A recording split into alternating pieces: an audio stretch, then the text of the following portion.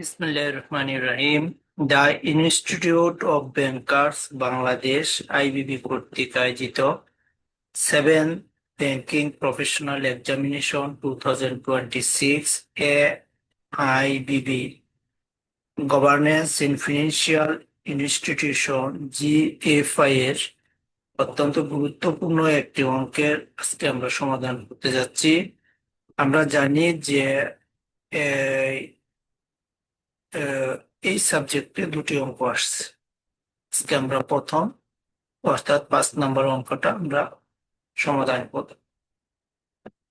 তবে আহ, এই অঙ্কের সমাধানগুলো করার ক্ষেত্রে আমরা দুইভাবে সমাধানের পথে যেতে পারি। একটা হচ্ছে আমরা প্রশ্ন পড়ে পরে সিকুয়েন্স যা তথ্য দিছে তা মিলাবো, অথবা যা তথ্য দিছে তা আমরা পড়ে তারপরে প্রশ্ন অনুসারে সমাধান করবো। তবে আমরা সচরাচর তথ্য যা দেওয়া থাকে তা পড়ে তারপর আমরা প্রশ্ন করি, তারপর সমাধান। সেই ক্ষেত্রে কি করতে হয়, আমাদের দুইবার এই জিনিসটা করতে হবে। এদিক দিয়ে একটা ভালো দিক আছে, আবার আমরা যদি প্রশ্ন করে যাই, আমরা তথ্যগুলো বের করতে যাই, তখন আমাদের মাথার মধ্যে যে প্রশ্নটা চাচ্ছে এটার জন্য কি কি রিকোয়ারমেন্ট দরকার তা আমরা ওই প্রশ্ন বুঝতে থাকি।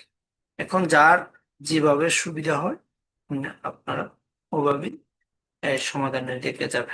আজকে আমরা আগে তথ্যগুলো পড়ি, তারপর সমাধানের দিকে যাই। এ ব্যাংক হ্যাজ ফলোইং পোর্টফোলিও। একটা ব্যাংকের portfolio, A bank has following loan portfolio. একটা ব্যাংকের লোন পোর্টফোলিওটা জায়গায় উপস্থাপন করা হচ্ছে। অল অ্যামাউন্ট ইন ক্রোর, টাকা, সকল টাকাকে আমরা কোটিতে রূপান্তর করব ধরে নিব। এজ অফ জুন 2025, এবং এটা জুন 2025 এর ভিত্তিতে এই তথ্যগুলো সংগ্রহ করা বা দেওয়া আছে। Total gross loan 1500 crore, where special mention accounts 400 crores, substandard loans 600 crore, doubtful loans 300 crores, bad and loss loan 200 crore. For those loan, current total provision here equal 600. Provision rules used in this exercise, যে আমরা এই লোনগুলোর যে বিভিন্ন, অর্থাৎ আমাদের total মোট loan ছিল হচ্ছে কত, 1500 কোটি টাকা। এর মধ্যে স্পেশাল মেনশনের অ্যাকাউন্ট বা লোনের পরিমাণ হচ্ছে 400 কোটি, সাবস্ট্যান্ডার্ড লোন হচ্ছে 600 কোটি, ডাউটফুল আছে 300 কোটি, ব্যাড এন্ড লস আছে 200 কোটি টাকা। ফর দোজ লোন, এই লোনগুলোর current total provision held equal 600 crore, অর্থাৎ হচ্ছে এই লোনগুলোর এগেনস্টে প্রায় 600 কোটি টাকার মতো প্রভিশন আছে। প্রভিশনের ক্ষেত্রে যে রুলটা নিয়মটা ফলো করা হয়েছে, এস এম এর ক্ষেত্রে হচ্ছে 25% প্রভিশন রাখতে বা রাখার কথা। প্রভিশন সাবস্ট্যান্ডার্ড এর ক্ষেত্রে 50% প্রভিশন হবে, ডাউটফুল এর ক্ষেত্রে 75% provision, and bad and loss এর ক্ষেত্রে 100% প্রভিশন রাখতে। এখন রিকোয়ারমেন্টে বলা হচ্ছে যে compute the banks NPL amount, NPL ratio. ব্যাংকের মোট এনপিএল এর অ্যামাউন্ট কত, এনপিএল এর রেশিও কত বের করতে বলছে। তাহলে বি নাম্বারে বলছে compute total required provision and compute the provision shortfall if any. যদি কোনো প্রভিশন রিকোয়ারমেন্ট প্রয়োজনীয় প্রভিশনের পরিমাণ কত, অথবা প্রভিশনের শর্ট কত আছে, কম কত আছে তা নির্ণয় করতে যদি না থাকে প্রয়োজনীয় provision. Discuss some immediate management action, board level decision to improve asset quality.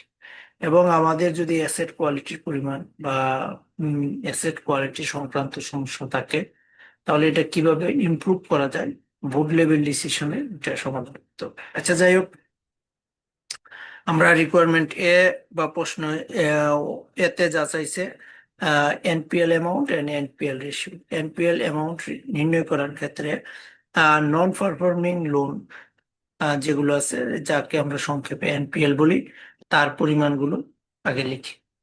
Substandard থেকে ধরা হবে সাবস্ট্যান্ডার্ড, ডাউটফুল আর bad and loss. Substandard, doubtful, আর একটা হচ্ছে ব্যাড এন্ড লস। সাবস্ট্যান্ডার্ড আছে 600 crore বা 600 কোটি টাকা, আর ডাউটফুল আছে 300 কোটি, ব্যাড এন্ড লস হচ্ছে 200 কোটি টাকা। অর্থাৎ এই তিনটা যোগ করলে আমরা এনপিএল এর পরিমাণ পেয়ে যাব। তাহলে আমাদের 600, 300 আর 200 সর্বমোট হচ্ছে 1100 কোটি টাকা বা 1100 crore টাকা হচ্ছে আমাদের এনপিএল এর পরিমাণ। তাহলে এনপিএল এর পরিমাণ বের হয়েছে, তাহলে এনপিএল রেশিও বের করতে হবে। এনপিএল রেশিও বের করার সূত্র হচ্ছে এনপিএল রেশিও ইকুয়াল এনপিএল বা টোটাল গ্রস লোন ইন্টু 100। তাহলে আমাদের টোটাল গ্রস লোন হচ্ছে আমাদের কত? 1500 crore, 1500 কোটি টাকা।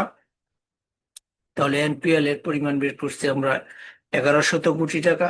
তাহলে আমরা যদি 1,100 crore-কে 1,500 crore ইন্টু 100 দ্বারা গুণ করে দেয়, তাহলে আমরা পাচ্ছি 73.33% টাকা। অর্থাৎ এই যে আমরা এনপিএল এর ঋণের ক্ষেত্রে এনপিএল এর পরিমাণ প্রায় 73.33%. It is extremely high, well beyond acceptable banking norms.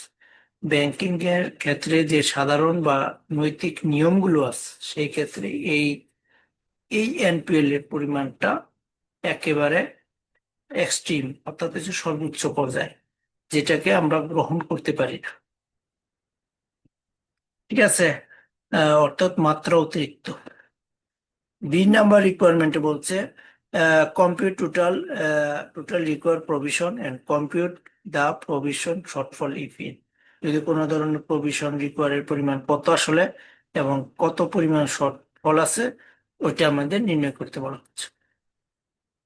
তাহলে ক্যালকুলেট দা রিকোয়ার্ড প্রভিশন, আমাদের যতগুলো লোন আছে, লোনকে তো ভাগ করা হয়েছে, সেক্ষেত্রে আমাদের এই প্রভিশনের পরিমাণ কত কোনটায় রাখতে হবে সেটা বলছে।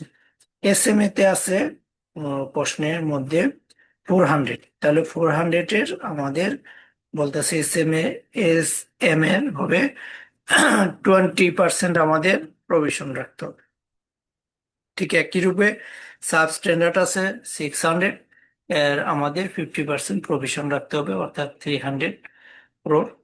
আর ডাউটফুল হচ্ছে 300, এর 75%, অর্থাৎ 225। আর ব্যাড এন্ড লস হয়েছে 200, এর 100%ই আমাদের কি রাখতে হবে? প্রভিশন। তাহলে এই যে অ্যামাউন্ট গুলো বের করলাম, এগুলো যোগ করতে হবে, যোগ করলে আমাদের টোটাল রিকোয়ার্ড প্রভিশন বের হয়ে আসবে। তাহলে কত?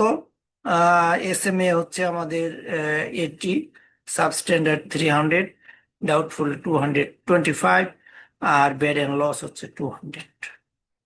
তাহলে আমাদের মোট হচ্ছে কত? রিকোয়ার্ড প্রভিশন হচ্ছে 805 crore টাকা। কিন্তু আমাদের কারেন্ট প্রভিশনের কথা অঙ্কে সুস্পষ্টভাবে বলে দিয়েছে যে total current provision held equal 600, অর্থাৎ আমাদের কারেন্ট টোটাল প্রভিশন আছে, টাকা আছে 600 কোটি টাকা, কিন্তু আমাদের বাস্তবতে প্রভিশন রাখার কথা ছিল 805 কোটি টাকা। তাহলে আমাদের কারেন্ট প্রভিশনও পাইলাম, রিকোয়ার্ড প্রভিশনও পাইলাম। তাহলে আমাদের যদি শর্টফল প্রভিশন বের করতে চাই, তাহলে আমাদের রিকোয়ার্ড প্রভিশন থেকে মাইনাস করে দিতে হবে কারেন্ট প্রভিশন। তাহলে আমাদের required provision minus current provision, তাহলে আমাদের রিকোয়ার্ড প্রভিশন কত? 805 মাইনাস 600, অর্থাৎ 205 crore টাকা হচ্ছে আমাদের প্রভিশন শর্টফলে আছে, 205 crore টাকা। 3 নম্বর কোশ্চেনে চাচ্ছে যে কি discuss some immediate management action broad level decision to improve asset quality. আমাদের যে অ্যাসেট কোয়ালিটি যে সমস্যা, অর্থাৎ প্রভিশনেও ঘাটতি, আবার অত্যধিক এনপিএল বা 73% পার, তাহলে এটার জন্য অ্যাসেট কোয়ালিটি কিভাবে ইমপ্রুভ করা যেতে পারে ম্যানেজমেন্টের অ্যাকশন। এই জায়গায় একটু থিওরিটিক্যাল ব্যাখ্যা জনিত, এটা আমাদের একটু পরে দেখলে এটা সমাধান হয়ে যাবে। Management action to improve asset quality with an NPL ratio above 70%, this bank is serious distress. যদি 70%-এর উপরে চলে যায় তাহলে এটাকে সর্বোচ্চ পরিমাণ খারাপের একটি ইঙ্গিত বহন করে। যদি NPL immediate and strategic action R necessary, তখন গুরুত্বপূর্ণ এবং কৌশলগত কিছু সিদ্ধান্ত আমাদের নিতে হবে। এর মধ্যে ম্যানেজমেন্টের এই ইমপ্রুভ অ্যাসেট কোয়ালিটি যদি বাড়াইতে হয়, তাইলে aggressive recovery and legal action, আপনার একেবারে সর্বোচ্চ প্রায়োরিটি দিয়ে রিকভারি করতে হবে এবং লিগাল অ্যাকশন আইনগত কাজ করতে হবে। এর মধ্যে আছে strengthen recovery teams, fast track case through court and tribunal, negotiate settlement with large default. এই তিনটা হচ্ছে অ্যাগ্রেসিভ রিকভারির মধ্যে, অর্থাৎ হচ্ছে আমাদের রিকভারি টিমকে শক্তিশালী করতে হবে এবং কোর্টে এবং ট্রাইব্যুনালে কেস ফাইল করতে হবে দ্রুত, অথবা করতে হবে এবং দ্রুত নিষ্পত্তি করতে হবে। আরেকটা হচ্ছে লার্জ ডিফল্টারদের সাথে সবসময় নেগোসিয়েশন চালিয়ে যেতে হবে, এই একটা কাজ করতে হবে। আরেকটা হচ্ছে লোন রিস্ট্রাকচারে সিলেক্টিভ, অর্থাৎ schedule viable loans specially SMA and substandard. ঠিক আছে। 2 নম্বর হচ্ছে avoid evergreen ruling over bad loan artificial. এই দুইটা কাজ করতে হবে লোন রিস্ট্রাকচারিং এর ক্ষেত্রে। 3 নম্বরে বলা হচ্ছে stop fresh risky lending, risky যে ল্যান্ডিং গুলো আছে ওগুলো থেকে দূরে থাকতে হবে। Tighten credit appraisal standard, focus only on high quality borrowers and sectors. High quality সম্পূর্ণ ওই ধরনের ফোকাস করতে হবে আমাদের বরোয়ার এবং সেক্টরগুলোর উপর। 4 নম্বরে বলা হচ্ছে right of bad loans, right of fully uncollectible loans, bad or loss category, clean up balance sheet through recovery effort, continue of book। অর্থাৎ আমাদের যে রাইট অফ ব্যাড লোন গুলো আছে এটাকে আনকালেক্টেবল হিসাবে রাইট অফ করে রাখতে হবে এবং ব্যালেন্স শিট থেকে এটাকে মুছে ফেলতে হবে। স্ট্রেনথেন ক্রেডিট রিস্ক ম্যানেজমেন্ট, এবং আমাদের ক্রেডিট রিস্ক ম্যানেজমেন্ট ঝুঁকি ঋণ ঝুঁকি ব্যবস্থাপনা যেটা এটা আরো শক্তিশালী করতে হবে। Improve বড়োয়ার screening, use better monitoring system, early warning signal for stress detection. আরেকটা হচ্ছে ক্যাপিটাল সাপোর্ট। তো capital support, raise the additional capital to absorb provisioning loss, maintaining regulatory capital adequacy, এবং কিছু কিছু নিয়মিত যে আমাদের মূলধনের যোগান নিশ্চিত করতে হবে এবং অতিরিক্ত মূলধন প্রভিশনের এগেনস্টে বা প্রভিশনের লস কমানোর জন্য অতিরিক্ত মূলধনের পরিমাণ বাড়াইতে হবে, ক্যাপিটাল সাপোর্ট। 5 নম্বর হলো পোর্টফোলিও ডাইভার্সিফিকেশন। আমাদের পোর্টফোলিওকে শুধু একটা জায়গায়, যেমন এক জুড়িতে ডিম রাখা যাবে না। এক বিনিয়োগকারীর কাছে ব্যাংকের বা ব্রাঞ্চের 70-80% বিনিয়োগ করা যাবে। এর জন্য ক্ষুদ্র ক্ষুদ্র বিনিয়োগ বিভিন্ন সেক্টর, শুধু গার্মেন্টস নয়, শুধু সিরামিক নয়, শুধু ইঞ্জিনিয়ারিং নয়, সকল সেক্টরেই বিনিয়োগের পরিধি বাড়াইতে হবে। Reduce concentration risk sector borrower wise, expanding into lower risk segment, এবং আমাদের যে সেগমেন্টের লসের পরিমাণ কম সেই জায়গায় আমাদের বিনিয়োগ বাড়াতে হবে। তারপরে আমরা এখন ফাইনাল রেজাল্টে যদি আসি, এনপিএল চাইছে, এনপিএল এর পরিমাণ 1100 crore, এনপিএল রেশিও চাইছে 73.33%, প্রভিশন শর্টফল করছে, এটা চাচ্ছে কত আমাদের 205 crore।